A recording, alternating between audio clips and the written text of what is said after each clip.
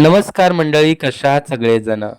तर नव्या दिवसाची नवी सुरुवात आणि नव्या व्लॉगमध्ये तुम्हा सर्वांचं खूप खूप स्वागत. तर आज आहे मार्गशीर्ष महिन्यातला शेवटचा म्हणजे चौथा गुरुवार आणि दर गुरुवारप्रमाणे सकाळी लवकर उठून माझी देवपूजा झालेली आहे आणि इकडे मी गुरुवारचा पाठ मांडायला घेतलाय. आता मला ना बऱ्याच लोकांनी मागच्या गुरुवारी म्हणजे जो मी मिनी ब्लॉग टाकला होता आपल्या व्हिडिओ चॅनलवरती, त्याच्यावरती बऱ्याच लोकांनी पूजा मांडणीच्या बाबतीतले छोटे-छोटे सजेशन्स मला दिले. आता माझ्या बाबतीत सांगायचं झालं तर मी हे जे व्रत आहे, ते मागचे 10 ते 15 वर्ष करतोय. म्हणजे अगदी शाळेत 8वी-9वी असल्यापासून. तर त्यातले कॉलेजमधल्या दिवसापासून मी ही पूजा मांडायला सुरुवात केली. आधी मम्मी मांडायची कारण मम्मीचा आणि माझा दोघांचाही उपवास असायचा. आणि कॉलेजला गेल्यापासून म्हणजे जवळ-जवळ झाले असतील तरी 10-12 वर्ष तरी झाले असतील, की दर गुरुवारी आमच्या घरात मीच पाट मांडतो. त्याच्यामुळे मग मी दर गुरुवारी किंवा दरवर्षी त्याच गोष्टी फॉलो करत आलो, ज्या पुस्तकात सांगितलेल्या आहेत आणि ज्या मी माझ्या मम्मीकडून बघत आलेलो आहे. पण मागच्या गुरुवारच्या व्हिडिओ मागे मला बऱ्याच लोकांनी काय-काय सजेशन्स केली. तर त्यातली जी मला पटण्यासारखी होती, ती मी या गुरुवारची पूजा मांडताना इम्प्लिमेंट केली आहेत. तर सगळ्यात पहिलं मला एका ताईने कमेंट करून सांगितलं होतं, की दादा आपण जो कलश ठेवतो त्याच्या खाली जी तांदळाची रास ठेवतो, त्याच्या खाली त्या तांदळाचं अष्टदल कमल कधी पण काढायचं असतं. आता अष्टदल कमळ जे आहे ते कसं काढतात ते मला नव्हतं माहीत. तर मी 2-3 व्हिडिओमध्ये बघून ते या गुरुवारी पाटावरती जी तांदळाची रास आहे त्याचं अष्टदल कमल काढलेलं आहे. सेकंड मला ना रांगोळीबद्दल सुद्धा एका ताईने कमेंट करून सांगितलं होतं.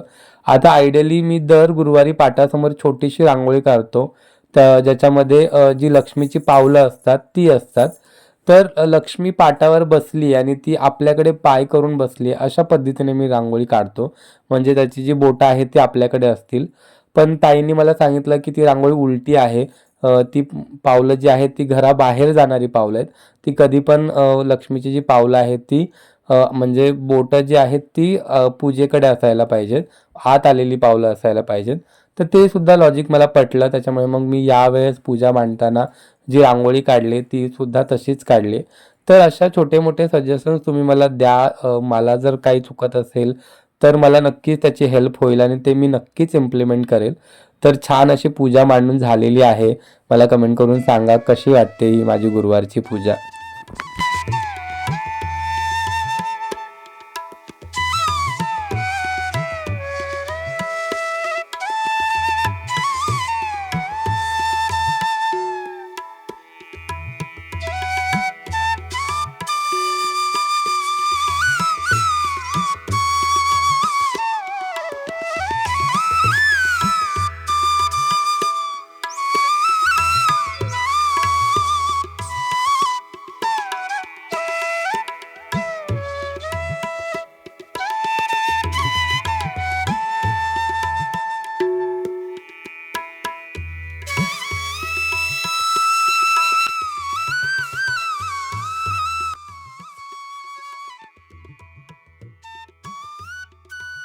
तर आज उद्यापन होतं त्याच्यामुळे मग मी ऑफिसमधून संध्याकाळी जरा लवकरच घरी आलो होतो.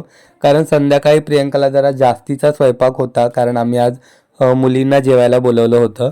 तर आयडियली आमच्याकडे ना म्हणजे मला कळतंय तेव्हापासून मुली जेवायला घालायची पद्धत नाही आहे.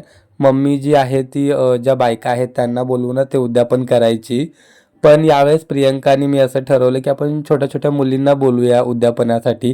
चारवीसुद्धा आहे त्या निमित्ताने काही मुलं घरी येतील. चारवी पण थोडी म्हणजे एंगेज होईल त्यांच्यामध्ये. तिला पण थोडंसं छान वाटेल. त्याच्यामुळे मग आम्ही काल जाऊन मुलींसाठी छोटं-मोठं सगळं सामान घेऊन आलो. तसं तर मी मिनी ब्लॉगमध्ये जसं की सांगितलं होतं की आम्ही हँडमेड माळा बनवल्या होत्या छोट्या-छोट्या मुलींसाठी. पण माळांबरोबरच अजून काहीतरी एक्स्ट्रा म्हणून मग हे रुमाल आणि नेलपेंट्स आम्ही काल घेऊन आलो. आणि खरंच आम्ही या उद्यापनासाठी ना खूप एक्सायटेड होतो, प्रियंका आणि मी दोघंही. कारण यावेळेस आम्ही दोघांनी मिळून तो उपवास केला होता आणि सगळ्या तयारी आम्ही दोघं मिळून करत होतो. त्याच्यामुळे खरंच खूप भारी वाटत होतं. हे ताट सजवताना पण खूप मस्त वाटतंय.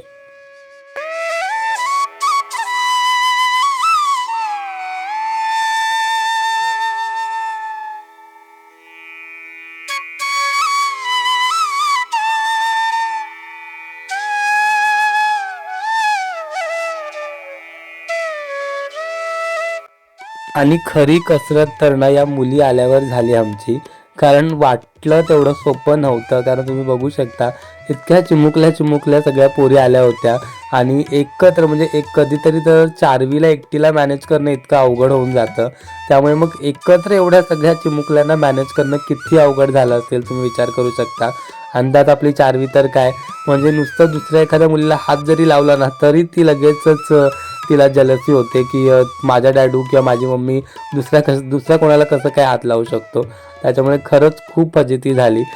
पण प्रियंकाने खूप छान पद्धतीने मॅनेज केलं सगळं. सगळ्यात पहिले तर आम्ही छान मुलींचे पाय धुवून घेतले, त्यांना औक्षण केलं प्रियंकाने आणि मग त्यांना जेवायला वाढलं आणि मस्त झाला आजचा कार्यक्रम. आणि सगळ्यात भारी गोष्ट तर तुम्हाला सांगतो पुढे काय घडली ते. म्हणजे आता ह्या चिमुकल्या मुली होत्या, तर त्यातल्या बऱ्यापैकी मुली जर हाताने जेवू शकत होत्या. पण काही मुली आता किती लहान आहे तुम्ही बघू शकता. म्हणजे 4वीला सुद्धा आपल्याला हाताने भरवावं लागतं अजूनपर्यंत. त्याच्यामुळे मग त्यातल्या काही मुलींना ना मी स्वतःच्या हाताने जेवण भरवलं आणि खरंच असं वाटत होतं की साक्षात आपण लक्ष्मीला मांडीवर घेऊन म्हणजे जेवण भरवतोय, साक्षात लक्ष्मीला आपण हाताने भरवतोय असं फिलिंग मला येत होतं. खरंच खूप वेगळी फिलिंग होती यावेळेच्या उद्यापनाची आणि यावेळेच्या पूजेची. तुम्ही बघू शकता व्हिडिओमध्ये खरंच खूप पॉझिटिव्ह वाटत होतं. इतकं आधी म्हणजे आधी दरवर्षी छान वाटतंच, पण यावेळेस वेगळंच काहीतरी होतं. म्हणजे मी शब्दातसुद्धा एक्सप्लेन नाही करू शकत, एवढं छान आज यावेळेचं उद्यापन झालं.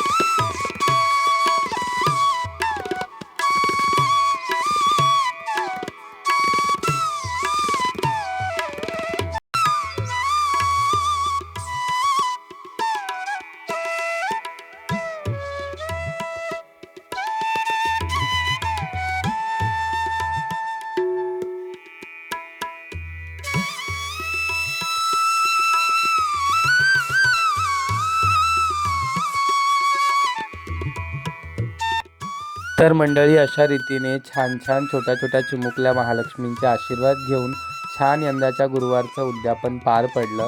सो कसा वाटला तुम्हाला आजचा व्लॉग मला कमेंट करून नक्की सांगा. आणि अजूनपर्यंत जर तुम्ही आपल्या चॅनलला सबस्क्राईब केलं नसेल तर असे छान छान फॅमिली बॉन्डिंगचे व्हिडिओज बघण्यासाठी आपल्या चॅनलला सबस्क्राईब करा. भेटूया नेक्स्ट ब्लॉगमध्ये. Bye bye.